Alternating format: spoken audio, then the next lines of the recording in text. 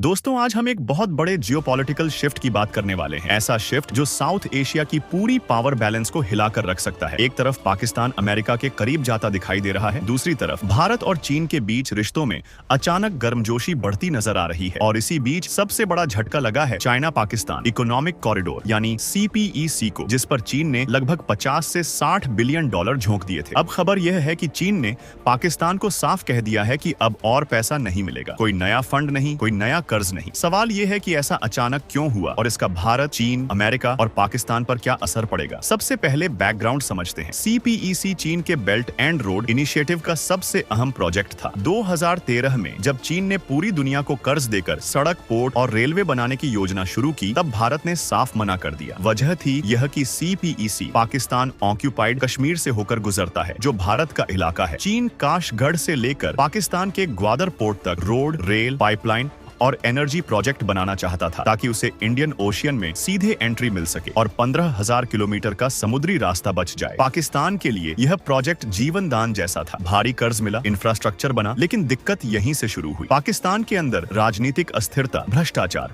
और कमजोर प्रशासन ने इस पूरे पैसे को लगभग निगल लिया। जितना पैसा आया उतना काम जमीन पर नहीं दिखा। जब चीन से दोबारा पैसा मांगा गया, तब चीन ने पहली बार साफ मना कर दिया। खासकर पाकिस्तान की मेन लाइन 1 रेलवे परियोजना के लिए करीब $2 बिलियन की जरूरत थी, जिसे चीन ने फंड करने से इनकार कर दिया। अब असली गेम शुरू होता है बलूचिस्तान से। बलूचिस्तान पाकिस्तान का सबसे बड़ा और सबसे संसाधन समृद्ध इलाका है। अनुमान है कि यहाँ करीब $6 ट्रिलियन के माइंस और मिनरल्स हैं। लेकिन यह पाकिस्तान का सबसे पिछड़ा इलाका भी है। यहाँ के लोग लंबे समय से अलगाव की मांग कर रहे हैं और बलूच लिबरेशन आर्मी लगातार चीनी प्रोजेक्ट्स पर हमले करती रही है। हजारों चीनी इंजीनियरों को सेना के VVIP प्रोटोकॉल में काम करना पड़ रहा है। ऐसे माहौल में चीन को लगने लगा कि उसका पैसा डूब सकता है। यहीं से अमेरिका की एंट्री होती है। अमेरिका कभी पाकिस्तान का सबसे बड़ा संरक्षक था और अब वह फिर से वापसी करता दिख रहा है। ट्रंप खुले तौर पर कह चुके हैं कि उनकी नीतियों के कारण भारत और रूस चीन की तरफ झुक गए। वहीं पाकिस्तान को अमेरिका ने ऑफर दिया है कि बलूचिस्तान में माइंस और मिनरल्स की एक्सप्लोरेशन